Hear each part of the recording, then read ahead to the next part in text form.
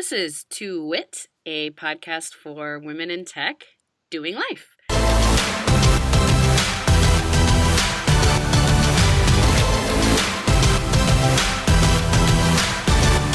And we're back. Yeah. Two WIT and Nerdforce, part 2. We didn't need to get in. To be fair, if people miss part 1, then we should back this truck up a second. And you've got Melinda and Christy. Hello. Nice. Sound effects. This is like That was official brilliant. tissue. Right? You know why they are in the 30s and we're in single digits still. John and Nana really helped step it up. Hey, Yeah, so the guys. first part of this. Oh no! Now you're getting crazy. Okay. All right, so part 1, if you haven't heard, pop over to the Nerdforce and download their episode number 30. Yep. And we are on there, and we are continuing over here. Two WIT. Or you can pretend you're a time traveler. You can listen to this one, and then you can go back to the first one, and then get all the jokes now, right? Yes. Which, by the way, I saw Doctor Strange, and it was awesome. Yay! I so want to go see that, but instead I'm going to be putting down wood floors this weekend, so it's going to have to wait. I love that you just said that like it was an inside joke, but we didn't talk about that before, I don't think. No, he said time travel. Oh, Time okay. travel, Doctor Strange. Yeah. Yeah, so Cumberbatch did up pretty well then? Yeah, I mean, I am not a Cumberbatchian, whatever those girls are. I think he's nice and all, but I loved it. I like any of the comic books. So if you do go, for anybody that's listening, there'll be, like, it's going to be beginning of credits and then a little scene, but you got to stay through the end, as most, Most Marvel and DC movies. Mm-hmm. You got to see at the very end because it's totally worth it and amazing. Cool. Awesome. I'm looking So- forward to going to see what's the Fantastic Beasts? Fantastic Beasts, yeah. Fantastic Ooh, Beasts. yes. And And where it comes out this they weekend. belong. Eddie They live- Redmayne. Mm-hmm. I'm so excited. I love all those. Me too. Yeah. Yeah. So those we, are, I know that we are all interviewing each other, but I had a question that I was going to bring up with just Christy and I, but I thought maybe it'd be a good question for all of us because it means something differently to everybody. So I would like to pose the question of what success means to you. And I don't mean it as surfacey as like, I want to make 7 figures or whatnot, but because I have an answer, but what does it mean to you? So when I thought about mine, I thought it could be a good conversation. If it's not, I'll just tell you what I thought, and we'll move on to, I don't know, what other movies you want to see. I think it is an interesting question in that in part 1 we were talking about the fact that I feel like I never get anything done Mm-hmm. yeah. completely. So I don't know. I think I'm not good at seeing success in myself. Oh. That's a little down for an answer, but I'm with you on the same point. It's something that I brought up with my boss and something I gleaned from plenty of motivational books, as it's another small addiction of mine, is that you can read for years about how to make yourself a better person and not necessarily be a better person, but my idea of success that I've gained over all these is to have set a goal and have met that goal. And that goal could be a huge goal, like you said, by making 7 figures, and that would be success. But in reality, one of my goals is to read the entire Harry Potter series to my son. And at 2.5, we're through book 4 right now. And so, small successes eventually build up to larger successes for me, anyway. Oh, you passed the big scary spider part. Mm-hmm. Yes, we did. I enjoyed it quite a bit myself. The spider part with what's his name? Slayton, I Potter? think. No. No, the No, name of the but- spider. I didn't read the books. Just watch the movies. I'm sorry. I know it's They're scary in the movie too. They are. It's true. Mm-hmm. Even Thanks, for Nana. adults. What do you I think? don't know. I was, gonna kind of agree a little bit. I was thinking in my mind something similar to what John was saying, was something about meeting a goal, making a goal and meeting a goal. But for me, it's a little bit more than just making a goal and meeting a goal, because that's sort of just how you get through the day to day for me. You think about what needs to be done. Here's my goal. I'm going to meet my goal. And I think we're all in our world like learners, right? So for me, it's learning something new, not just setting a goal and meeting a goal. It's learning something new and kind of keeping that newness, right? Keeping that brain turning in different directions, things that I never would have thought that I would kind of strive for, right? Yeah. So giving myself those push goals, those stretch goals, like learning Apex, or Sure. like I was working on the super badge this week, and it's like, okay, set up identity, and so you have to go through in your dev org and you have to set up identity. And I'm like, okay, we'll give this a try. And so it's kind of just setting those stretch goals, and that's not just in work life. I'm a big proponent of making sure that everything's balanced, not just work. You got to balance your home life. You'd never know what's going to happen. Crap's going to happen. And you got to, things bills still have to be paid. Kids still have to be taken to school, and you still have to get through your day to day, and somehow you have to do it. It's not always pretty, how you do it. It's not always pretty at home or in the background or in your mind, but it's sort of pushing through. And that's where those stretch goals are, knowing that at some point you're going to get through that one way or another, whether it's good, bad, or ugly. Yeah, balance and boundaries. I'm a big fan of that. Mm-hmm. Yeah. I think people don't lay those boundaries down, and they get burnt out in whatever it is. I totally agree. I'm done. I'm done at 5. I did this with the last job. I work out at my last job every lunch. That is the boundary I set for myself. I'm sorry, I can't make it to corporate lunches. This is the only time I can make it happen. So balance and boundaries are big.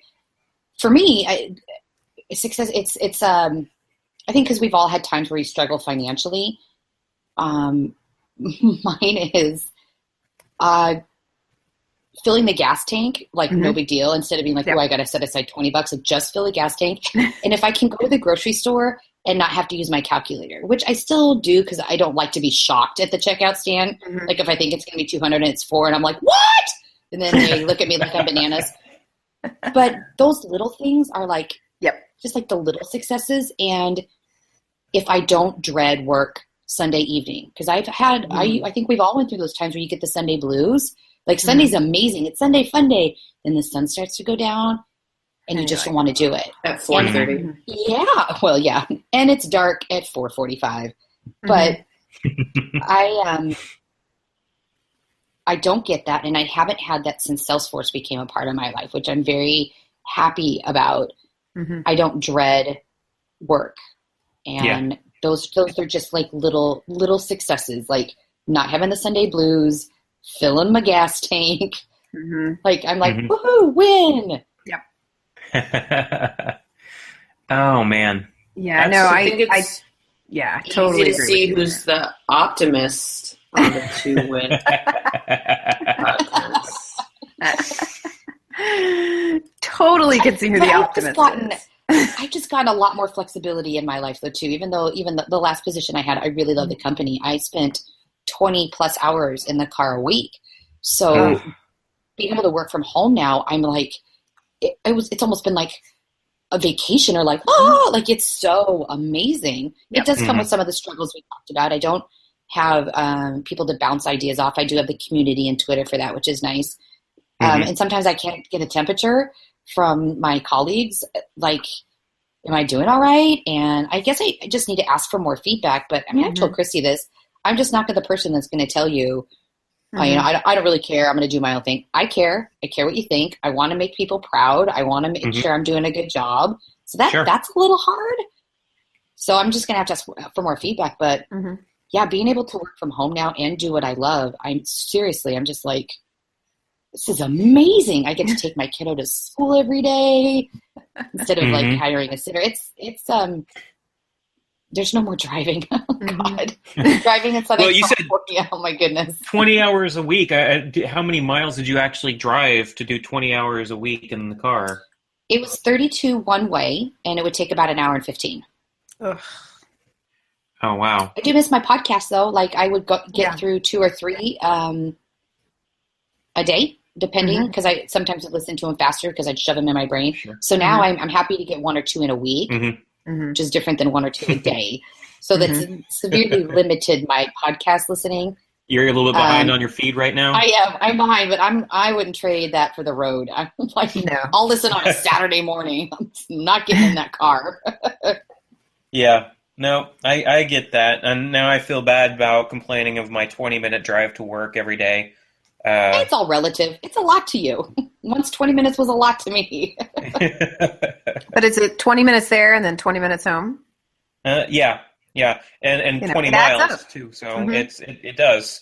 Otherwise, I would put, if I didn't make that trip, I would put gas in my car once every 2 months because that I don't go anywhere else except for maybe the beer shop down at the corner.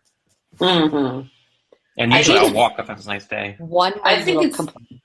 Oh, what? What do you got? Because of the drive, it took a quarter of a tank a day. Oh, yeah. That's because horrible. you sit in the traffic so much and it's warm here. A quarter a tank a day. I was like, it was going to fall apart at the seams. all your But money now I'm was good. going into gas. Yeah. Hey, Nana, you remember when everybody around you was complaining because gas was up at $3.50 a gallon? Yep. Right? I bet Melinda saw a little bit higher than we ever saw. Probably. It was close to 5 once. 5 once? Yeah, I mean, it hovers right around the high 3s and 4s depending on where you are. But probably that same time frame, it got close to 5 here. And there's nothing you can do. There was no mass transit. So it's just like, oh, that's too bad. Pump, pump, pump, pump, pump.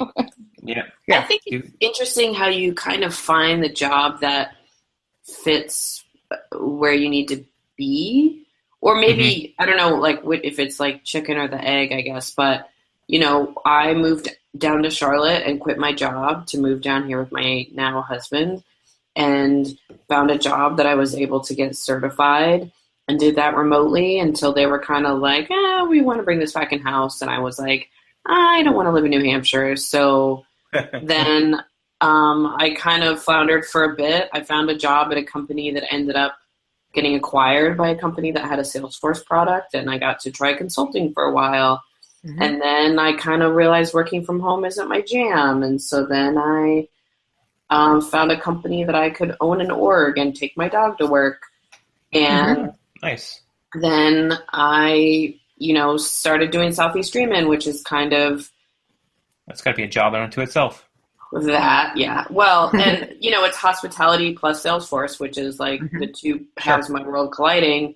So then that put me in the radar for Map Anything. So, it's, and now once the MVP award came out, being employed by a partner, they get what that means as opposed to just me not being at work doing my job when I want to go and, do things in the community. So it's just interesting to think back on the past 10 years or so at how it's kind of evolved from a customer support rep to my fame and fortune today. That is good.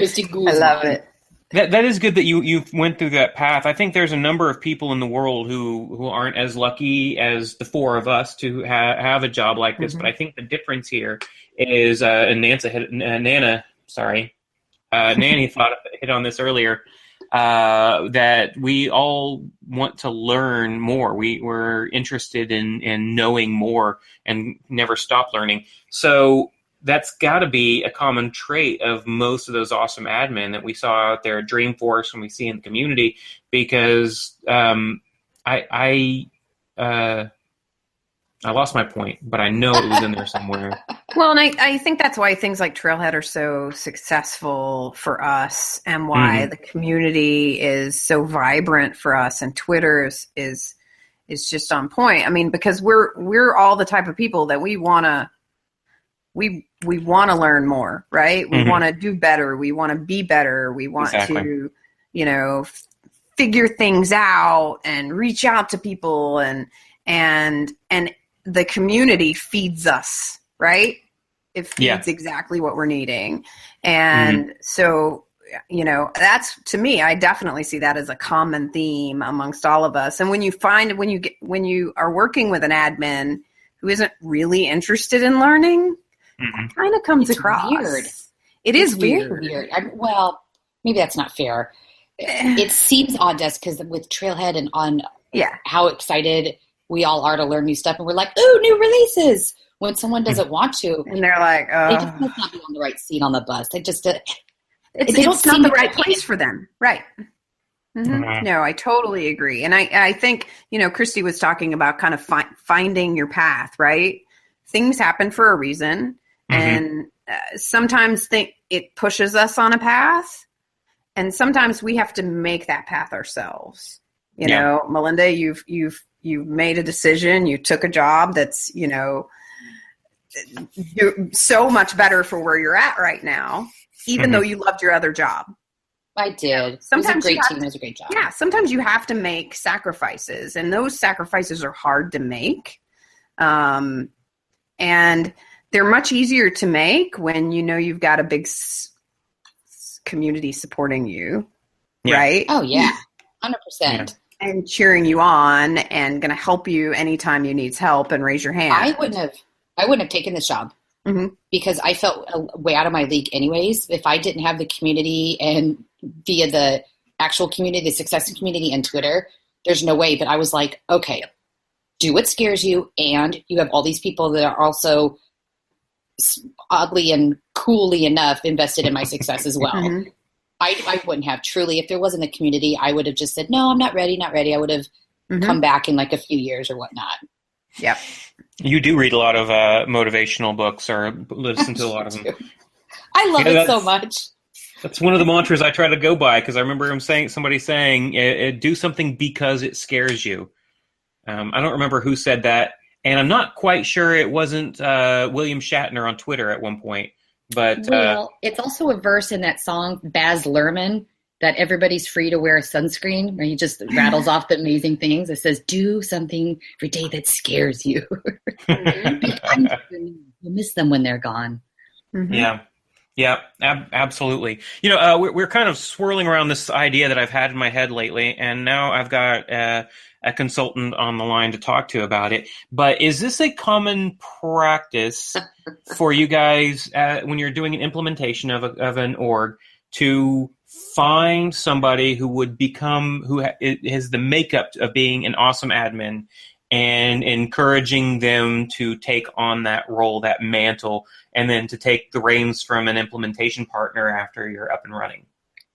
I don't know if I've been in it long enough to give a good answer about that. I feel like I could spend 5 hours just training an admin properly, but I so far haven't gotten that. We allot a certain amount of training, which is typically end user training. But throughout the cadence calls and stuff, I think you start to figure out who is going to be the admin. And I will push in that direction if I feel someone is better suited for it than the person that they feel is like allotted for it.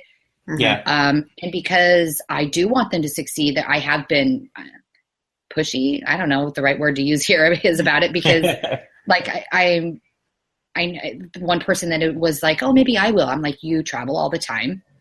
Yeah. You're not the keeper of the reports. So sure, why don't you be the backup admin? That's awesome. That way someone's your backup, blah. Right. But yeah, I basically was like, no, that guy, he is technical, and I think that he would be good to lead, and you should be a backup. So far it's been received well. Yeah. But ask me again in 2 months. I asked this mostly because I've heard of and seen so many different admins throughout the years who said that oh, the reason I started is because we implemented, and this implementation partner told me to go here and look in the community and do that, and then started giving him just a little bit of guidance. I myself was one of those people. Our implementation partner for a third-party app said, you need to look into Dreamforce, and it started going there. But it makes me wonder if other consulting companies have that as the primary drive. That'd be an amazing selling point, I thought, as I sat in my user group meeting. All these new companies, people have started as recently as April, and their AEs or their Salesforce reps never even mentioned to them, or their implementation partners even never mentioned to them that they should have a dedicated admin. Oh my gosh. Yeah. I'm and like, my eyes no. get wide. I know you can't see that, listeners, but not telling someone they need a dedicated admin made my eyeballs fall out of my head. Right. Well, but how many of us started as a dedicated admin? I didn't even. Yeah. I mean, until 4 years ago. I mean, Yeah. I was just building stuff and interested, like you say, the right kind of personality. Sure. But I don't know that for certain size orgs that it's expected that you'd have a dedicated person. I think. really? I think it depends on, in terms of the implementation process, like Melinda said, sometimes there's like the assigned person. You don't really get to choose. Mhm. It's tough when it's a lot of remote as well. Mm-hmm. Then, it's kind of hard to tell who's the person in the room who's making the good points and the personality. But I also find that I am so excited now.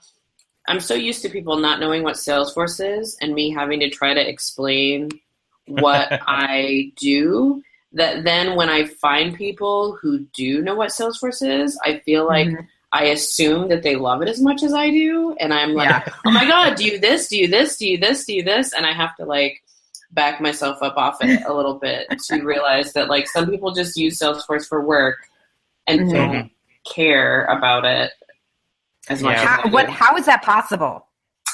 It's the weirdest thing too, to try and explain to people, especially around Southeast Dreamin', that like, so imagine like people who love Excel getting together to have an Excel convention that Microsoft is pivot tables, sort of approving, like sort of VLOOKUPs, supportive about, but like not sponsored by, so it's just a weird thing to try and explain to people, even if they know what Salesforce is. So yeah, no, I totally agree.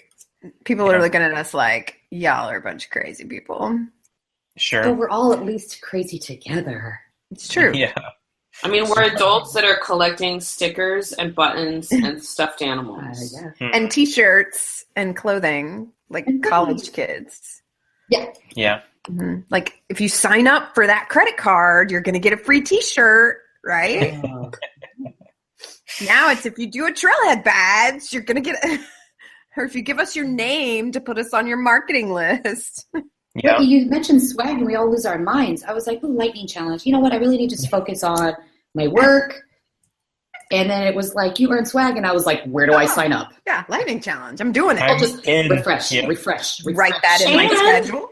And you're learning cool stuff. And it's so funny because I feel like I've tried to stay on board with lightning-ish. In the beginning I was kind of in denial because I couldn't have it. And then, but I still feel like I'm learning new cool stuff on the lightning challenge. So I'm really excited about it. It's very digestible too. Yep. Mm-hmm. Short. I think this is a very successful campaign that they're doing. I've thought about it for a while. I listened to the button click, and one of the questions always in the lightning challenge that Gerholt gives them is lightning or classic. And for the last year that he's been asking this question, it wasn't until 1 or 2 episodes ago that somebody finally said lightning.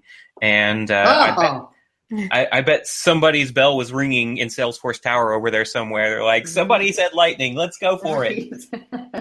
But papers are flying around. Yeah. But the lightning challenge is really cool. I like it because it is kind of forcing you to make changes right now and not, I'll just do it later. And then you said the magic S word there, Melinda, with swag. I'm like, I could use some lightning swag. I could find, I don't know what else I can have that has a lightning bolt on it. I don't know, maybe another Ninja Turtle mask headband to go with it. That's what I need is a lightning bolt on my headband. I have earrings. Yes. I have glittery swings on Christy's my always got the coolest lighting chucks. Mhm. Yeah. So I went hard for lightning, but I don't have 5 pairs of earrings, so I'm going to have to improvise for lightning week at work this week. You could I love draw that you're some doing like that at work. lightnings. Mm-hmm. Yeah. Lightning Oh, wow. tattoos.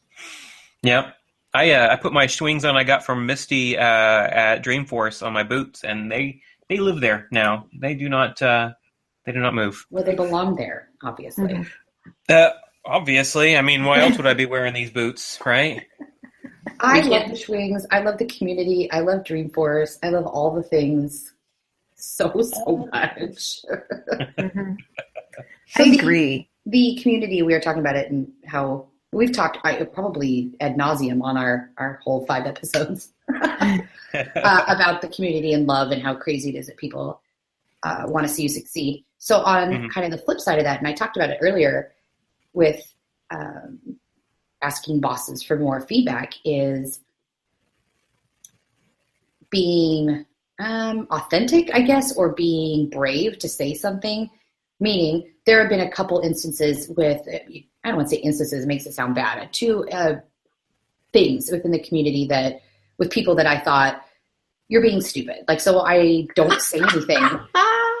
No, me, I'm being stupid, not them. Mhm. Like, I go to say something and I was like, don't, it's not about you, whatever it is, like, don't. But then I get it out of my brain and I say what I want to say. So I guess what I'm getting at is, at what point in time do you put a cap on what you want to talk about, or put a cap on being forward and authentic, and what times you come forward? So the one instance I'm talking about is, I felt like I talked to this person a ton, and then it was probably like Dreamforce and everybody was busy, and I was like, oh my God, it's not about you. But I was like, who cares? Just email the person or DM the person and just say, hey, I feel really weird. So I did. I was like, this is probably silly, but I just haven't talked to you in a while. I'm sure you're busy. And the person was like, oh my gosh, this is just a crazy time. Not at all. I'm like, Can I help with anything? And it actually rolled out to like me helping them with stuff. But I think that there are so many times that we just don't open our mouth and say something, and you let it fester. And it's like the whole like byline for sitcoms is what wasn't said, brings it all up. And I'm trying really hard to just say it. But like with the new company, confronting my boss the other week, because he chuckled when I asked a question, it's festered. And I was like, oh my God. So I just said, is everything going okay? And I don't know. I would say I have yet to have an experience where that didn't go well. Yeah. No, getting more information can never hurt. I never imagine. I think my biggest fear has always been, and I've been trying to overcome, is I would say something and then I would second guess and like, what I say just make me look like an ass right there?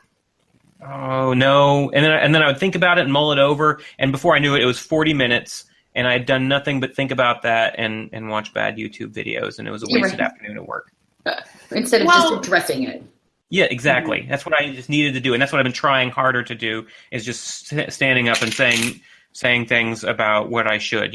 My wife's been training me on how to speak to people properly. I've been told recently that if somebody says that I'm pregnant, my follow-up question should always be, "Oh, how far along are you?" I never did that because I thought that was a very embarrassing question. That's none of my business. But apparently, I've learned better now. So. That's better than asking to touch their bellies. Ew. So I hear. Yeah. No, I have a hard time with questions, and I didn't learn how to speak to women until I've been married to Stephanie for at least a good 3 or 4 years. So She got married to you and you were quiet for 3 years? No. Sounds amazing. Properly in any way, but I know that there's these weird rules out there. I was going to say I'm 30 something or other. I'm 38 to make my point. I don't know how old my mother is or my grandmother, because I'm a family full of women in my house. asking somebody's age was inappropriate. And I thought, that's just really weird. So because of that, I've never bothered asking how old my mother is, or my aunts, or anything else along the lines. I don't know. I know they're older than me. Hashtag no age. Ageless. Ageless, yes. I think there's only so much that you can do to control. I mean, don't be an outright jerk face, but you can only take so much ownership for other people's feelings about what you've done or said. Right. Yeah. It just makes you feel super vulnerable when you're like asking the question you think it's going to make you look stupid, or asking that person like, hey, I know this isn't about me, but I just want to tell you how I feel right now. I feel like I haven't chatted in a while. And because you run the risk of them like rolling their eyes or being like, let me just pause my day and make this 5 minutes about you.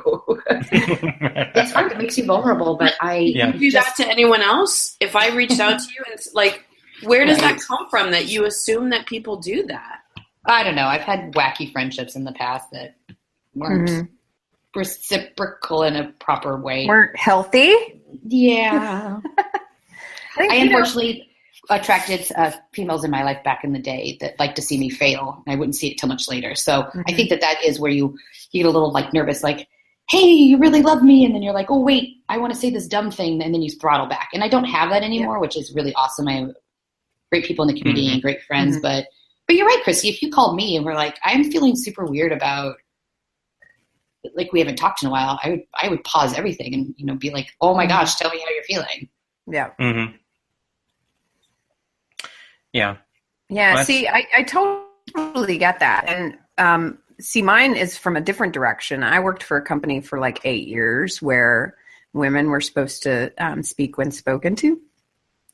Ew. Yeah. And it was kind of where I got my start in Gross. Salesforce, and they didn't really encourage like getting involved in the community. I mean, they wanted me to learn everything, but don't like do anything out there.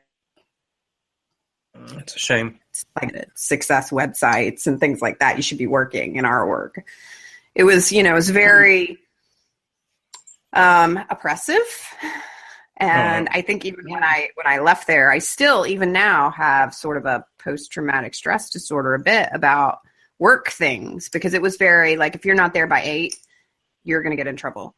It doesn't matter what the traffic was or how long you were on the road. It doesn't matter. There was a wreck in front of you. If you're not there by 8, you should have planned better. It was that kind of, and so I still now, I get like icky and nervous feeling, even though my company does not, they don't have any of that. They don't care. I work from home. I come to work. They don't care when I'm there, when I'm not there, as long as I'm getting my job done. But I feel internally anxious when I'm running late, or if I'm late for a meeting, or sometimes if I speak up, I feel anxious because I'm afraid that they're not going to want me to speak up, Right. And then other times I have like, I know what I'm doing and I know my job and I speak up, and then somebody says, well, you need to tone it down a bit, and it's those kinds of things that make me go, I don't even I shouldn't have done sometimes, that. Yeah. And that's hard to balance that. And so then it makes you uncomfortable talking to people, even in the community and that sort of thing, because you're sort of, it's so hard to tell how somebody's going to react and what they're going to think. Right. Because you have this sort of kind of gun shy sort of, attitude. And it's like a post-traumatic stress disorder, because you're just so nervous, Yeah. I think a lot of that from all 4 points that we made is it's the unknown. You can say something, you have no control over how that person is going to respond. And in your head, you can break it out. They're going to say this, or they're going to say that, or even worse, they're going to say nothing at all. And then your imagination runs away with you. And then you're like, you know what? I'm just going to sit in here and kind of work on this and ignore that for a while, which is not helpful. But the community and the Ohana and the theme that I've heard on not dozens, but halves of dozens of podcasts about Salesforce over the last month is so prevalent here that I think it's making a lot of people very, very happy and very, very productive in their Salesforce orgs now.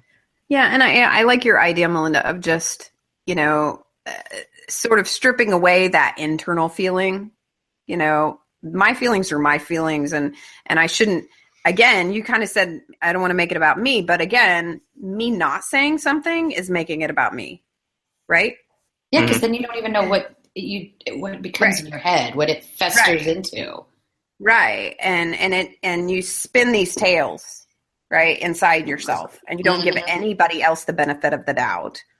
And so I love what you said about not spinning that, not getting all up in your head, right, and just being authentic, and trusting that they are authentic with you.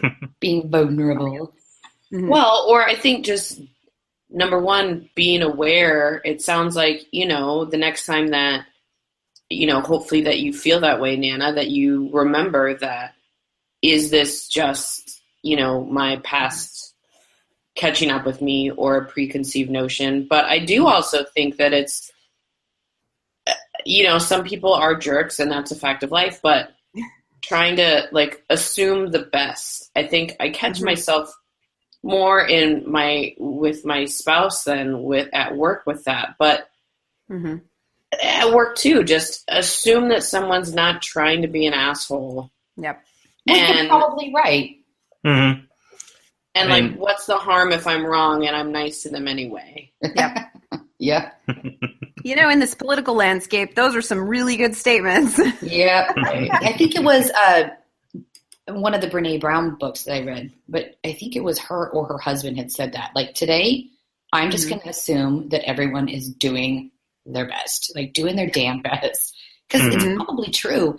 Yep. Their best may look crappy to us, but that's still their best. They're doing the best they can. And, trying to start days, like you said, with what's been going on lately. And I had family come visit and I'm not super keen on the spouse. And it's like I was having these little fake arguments in my head of what could happen. And I was like, what are you doing, crazy pants? Stop having made up arguments in your head and just assume that they're doing the best they can. Yep. God. Yeah. You can even have that with your own spouses where you're like, I just had a huge fight with the wife. And then they're like, really, was she there? It's like, no, but I knew what she was going to say. And I had it all in my head on the drive home. I got it out of my system. We have been fighting for hours. I just got home. To cut off my candy allowance. Yes. That's all right. Yeah, the spouse one's hard. I think it's easy to blame them for whatever. Or just that they telepathically knew what you meant. Yeah. And then didn't do that. And then you're like, you're supposed to know why that. didn't you do that my way? Because that's what I thought. And you should have known because I don't know. Sure. I mean, I've known Stephanie for 17 years, so why aren't we mentally connected already, right? Well, I'm telling you, why don't you know what I'm thinking? Now, it's all a struggle, but it's all part of that always constant and never-ending improvement and learning. As long as you're always working to be better. With the spouses, I keep going back to my little sitcom theory. It's always what wasn't said is even if it starts an argument, I'd rather say it if I know it's going to bug me. Because then it becomes something bigger in my head or resentment or something stupid over a creamer or something dumb. So, I mean, obviously not trying to start arguments, but I am trying to stay ever vigilant at making sure that I don't harbor anything bigger. Yeah. We have really good communication, but when you're busy in life and you just don't feel like it sometimes, it is hard to be like, ugh, I got to tell you how I'm feeling right now. Well, Melinda, you haven't Snapchatted me all weekend. And I think I am not a fan of the filters right now. That you don't like me. I don't even know how to use filters correctly, so no, me either. It's the least amount of judgment I would ever give. I'm like, okay, but I get this thing on my face. Do want to herd the cats for a moment because I feel like if people did listen to episode 1 and came to part 2 here that we like segued into some things we were going to talk about, and I don't think we talked about them. Mhm. So did someone write John those said down? them. John, You're the responsible one. I feel like Okay. at the end you were like, we're tuning into part 2 to listen about blah, blah, blah, blah, blah. Talked about the life of a consultant. Yeah, Okay. we'll cover that. You had a I wanted to consultant you talked a question. little bit about Southeast Dreamin', and I wanted to get your yes. thoughts, at least Nana, but I think I'm sure everybody's got thoughts on Texas Dreamin'. Ooh. Have you heard anything about it? Do you know anything that's going on? I probably know about as much as you guys do. Y'all probably May. maybe know more than me. I know it's May in at the Texas. Driscoll. That's about When? it. May at the Driscoll. See, you know more than me. I knew it was going to be sometime in the spring, and there was going to be an announcement soon, but I don't want to commit Wow. to their dates because I don't want to be wrong. May But- is super hard. I would say my guess is nope, I don't even have a guess. I forget. No, I don't guess. Mm-hmm. Okay. But I'm super excited for them, and I know we've been chatting Yeah. to try and brain share some resources. Okay. What I keep meaning to say every time somebody brings up May learning, 4th and 5th. thank you. Are you sure? It's on an Eventbrite already. Oh, Oh, Yeah. nice. It's a Salesforce Eventbrite. Yeah. Um, May 4th and 5th. Yeah. Location still TBD, at least on this one. So I think they had a location conflicty thing. So that's why I feel like it Okay. might be the weekend after Might be that. changing. Okay. But it's in May for sure. It's at the Driscoll Awesome. in Austin. They have a logo. They're wonderful. Cool.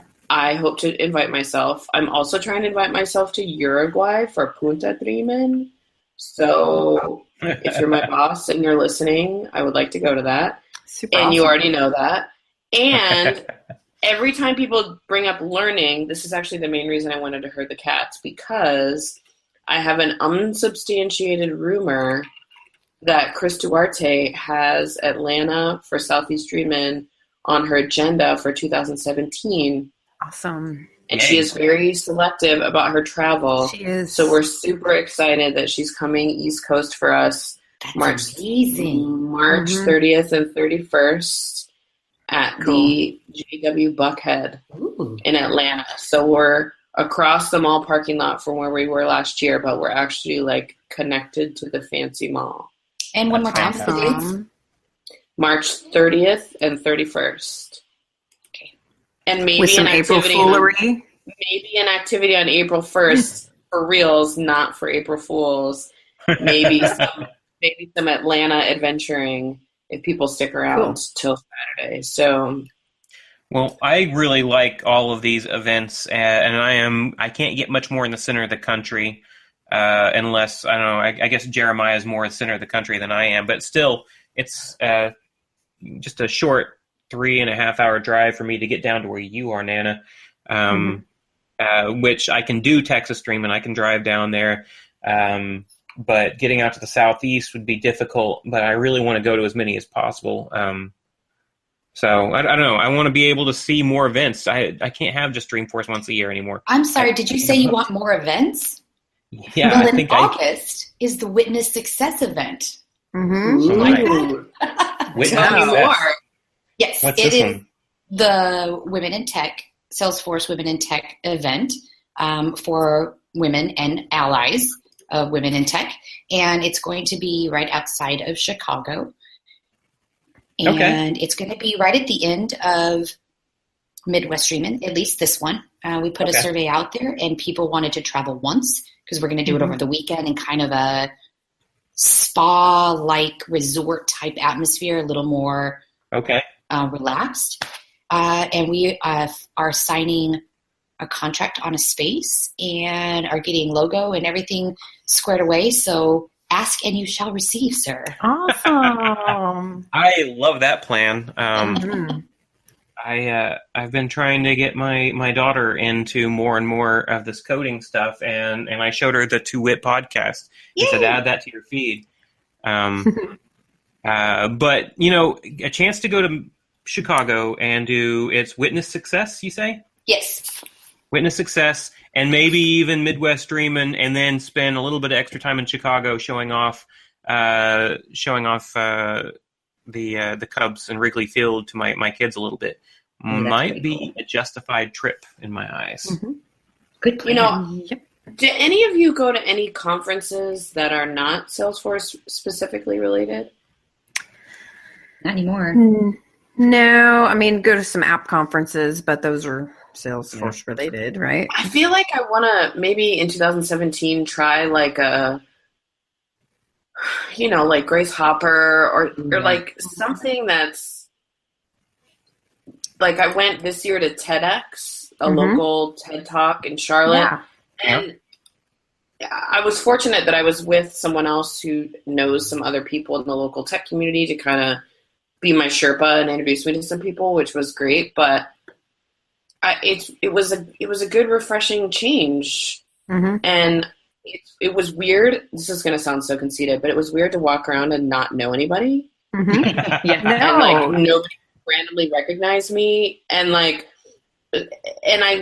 just got different impressions of things I don't usually hear about. So sometimes I'm pretty legitimately like swimming in the sea of Salesforce Kool-Aid. Mm-hmm. So I think it was an interesting change up to it would be a learning experience to go into a different world that's supposed to be similar to it.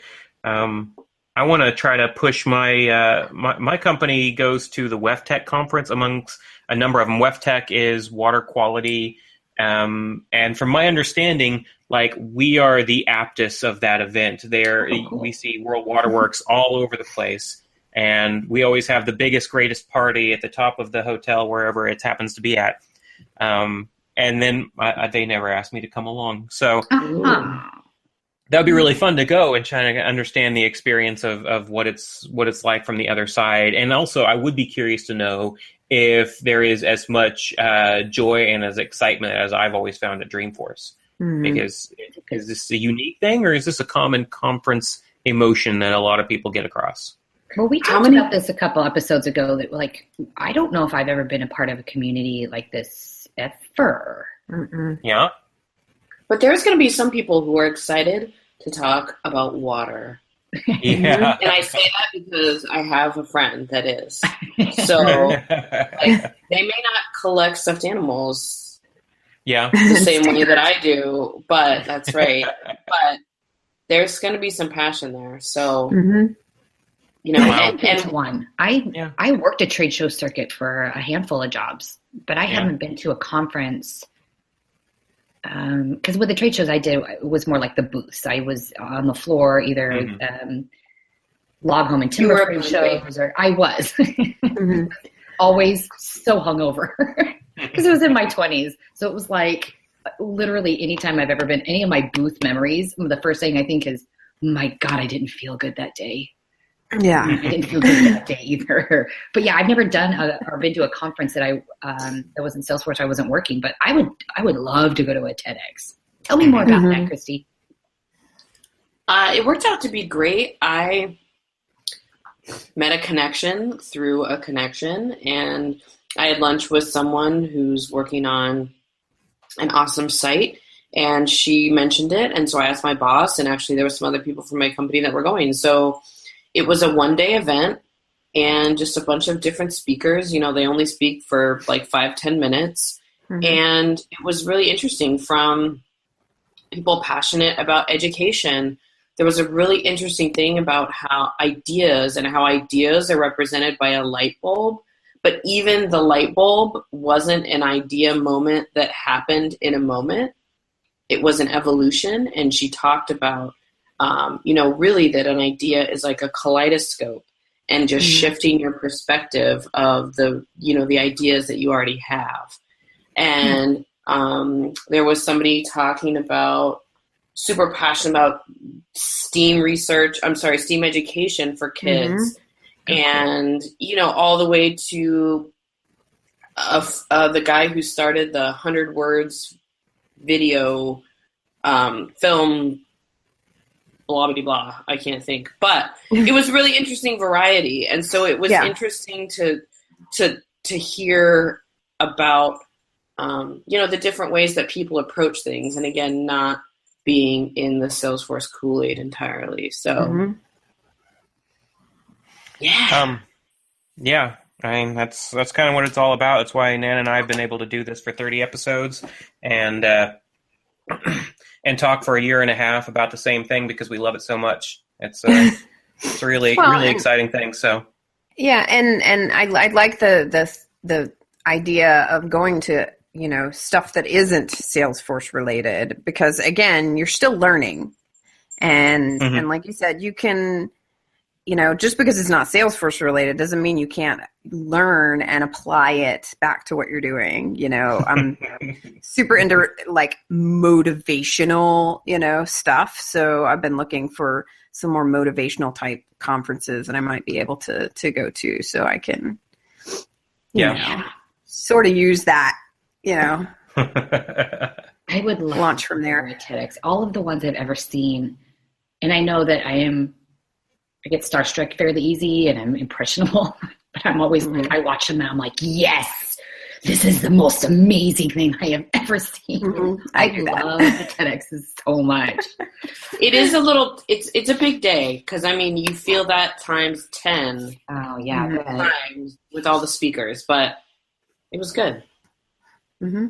So since you are now technically our guests, we like to wrap up our podcast usually with asking our guests what their biggest screw-up was, their biggest Salesforce screw-up. I didn't really prep you for it.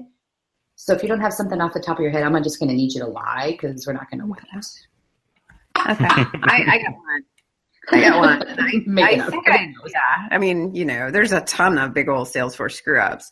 Probably the most memorable one was, this is just a couple of years ago, and we had acquired a company, and so we were transforming all the data, all their opportunity data, so that we could load all their past history of opportunities into our org. And we're talking like 10, 12 years. And it's from their spreadsheets, and they wanted everything. Everything. They gotta have it all. Gotta move it all into the org. So I'm up, it's like 1:00 in the morning, and I've got the spreadsheet all ready to go. And I go in and I load the data, and it loads successfully. And then I open my email. And every time there's a closed won opportunity, everyone on the executive team gets an email. And every time there's a closed lost opportunity, everyone on the executive team gets an email. And I loaded like 12 years worth of either closed won or closed lost opportunities. It was like thousands. Oh my God, that's amazing. Or I'm like, at this point, there's nothing I can do. I can't roll it back. Oh my God, I'm dying. That's so funny. I'm like, I just sent my boss oops. Sorry, you might want to warn everybody not to open their email tomorrow. That's terrible. Awesome. Yeah, Terrible. that one is rough. My biggest mistake, and I even wrote a blog post about it because I thought, what better way for me to just get it out of my system other than to write about it? It occurred, actually, I found out about it as my family was walking into Disney World because I had rushed a couple projects before I left for vacation this last March. And I fixed a process that moves records from one to the other or clones them over using a trigger. It's kind of difficult unless I kind of explain the data structure. But if you boil down to the gist of it, when I was done, I found about 1,400 orphaned child records. They no longer had a parent based off of what they were supposed to. And that was expected because that's what the process was doing, is it was correcting that and getting rid of those orphan records that are out there. So I took those 1,400 orphan records and I just pulled them from the system. I deleted them. After I double-checked a report 2 to 3 times to make sure that they were all right. But there was one filter criteria I didn't consider in my report, and because of that, out of those 1,400, 350 of them were very important and were needed immediately, as I found out on the shuttle to go see Mickey Mouse. Mickey, you screwed up. Yeah. I M-I-C. So See you real soon. Yeah, right? yeah, Oh my real gosh. soon. That was my biggest mess up right there. That was But I got through it. The world kept spinning. Yep. It does. Mhm. It does. Yeah. And you laugh about it, Yeah. Eventually. hopefully. You Thanks panic. for you panic. You question your life Yes. choices, your career choices, and then you're like, oh no, that's good. I'm okay. And I'm going to go admit it on a podcast. Uh-huh.